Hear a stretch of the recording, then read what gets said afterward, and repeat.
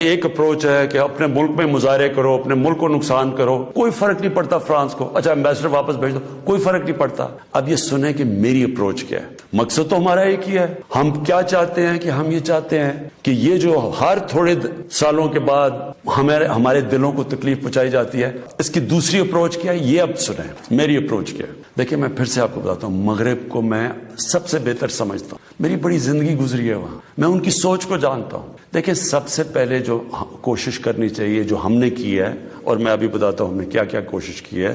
اچھا میں یہ ذرا پہلے بتا دوں، سب سے پہلے جون 2019 میں 14ویں جو سمٹ تھی OIC کی، وہ پہلی دفعہ جا کے میں نے اسلاموفوبیا کی بھی بات کی، اور میں نے یہ بات کیا کہ جو مغرب کے اندر ہمارے پیارے نبی کی بے حرمتی کی جاتی ہے، کہ ہم سب مسلمان ملکوں کو مل کے ہم ایک پلان کرنا چاہیے، کہ اکٹھا اپروچ کرنا چاہیے، کہ ان کو سمجھانا چاہیے مغرب کو۔ دوسرا میں نے پھر جب سپٹمبر 2019 میں یونائٹڈ نیشنز کی جنرل اسمبلی میں گیا، ادھر میں نے یہ اٹھایا، دونوں چیزیں، اسلاموفوبیا کی بھی بات کی۔ اسلاموفوبیا کا کیا مطلب ہے؟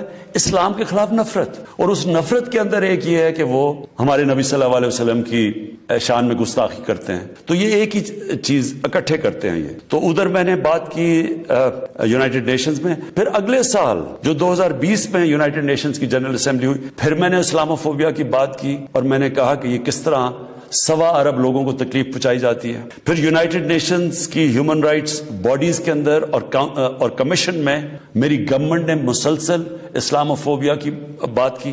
پھر میں نے فیس بک کا جو CEO ہے مارک زکربرگ، میں نے اس کو خط لکھا کہ کیسے فیس بک کو استعمال نہیں کرنا چاہیے اسلاموفوبیا کے لیے۔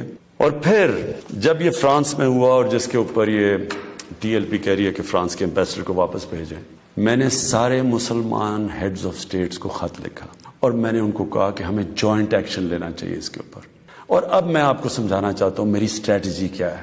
اسٹریٹجی یہ ہے کہ ہم سارے مسلمان ملک کے جو ہیڈز ہیں، ہم مل کے مغرب کے فورمز میں، یورپین یونین میں، یونائٹڈ نیشنز میں، ہم ان کو یہ بتائیں کہ کیوں ہمیں تکلیف ہوتی ہے جب یہ آزادی رائے، فریڈم آف سپیچ کے نام پہ یہ جب نبی صلی اللہ علیہ وسلم کی شان میں گستاخی کرتے ہیں، کیونکہ ان کو اس چیز کی سمجھ نہیں ہے۔ مغرب کے اندر ان کے جو پیغمبر ہیں، ان کو اس طرح نہیں، ان کا پیار جس طرح ہمارا ہے، ہمارے نبی سے ہے، ان کو اس طرح کا نہ، ان کی اس طرح کی عزت کرتے ہیں، اور وہاں بلکہ وہ دین کو ان کے اتنے قریب نہیں ہے جس طرح ہم اپنے دین کے قریب رہتے ہیں۔ اس لیے ہمیں ان کو سمجھانا پڑے گا، اور سمجھائیں گے جب ہم مل کے اکٹھے کلیکٹیولی مسلمان دنیا کے ہیڈز آف سٹیٹس جب ہم بات کریں گے، جو میں یہ ہر جگہ جن فورمز پہ کہتا گیا ہوں، تب اس کا اثر ہوگا۔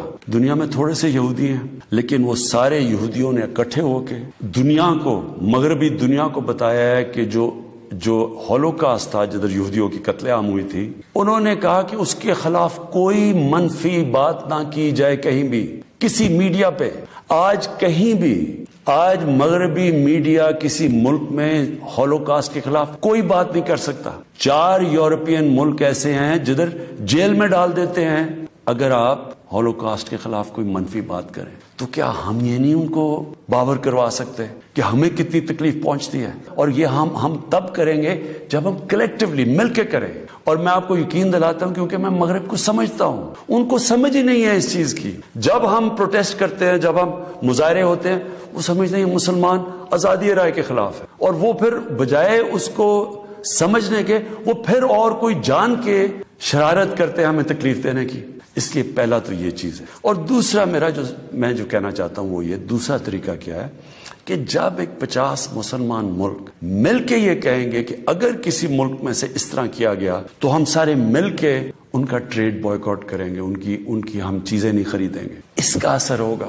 اس طرح ہم اپنا جو ہم مقصد ہے اس پہ پہنچ سکتے ہیں۔ میں نے آپ کو 2 مقصد بتائے، ایک یہ TLP کا مقصد ہے، ہم ساری زندگی بھی لگے رہیں، ہم اپنے ملک کو نقصان پہنچاتے رہیں گے، کبھی کوئی فرق نہیں پڑنے لگا ان کو۔ جو میں کیمپین کر رہا ہوں، میں آپ کو یقین دلاتا ہوں کہ یہی طریقہ ہے کہ انشاءاللہ ایک دن ان کو سمجھ آ جائے گی، اور وہ دن دور نہیں ہے۔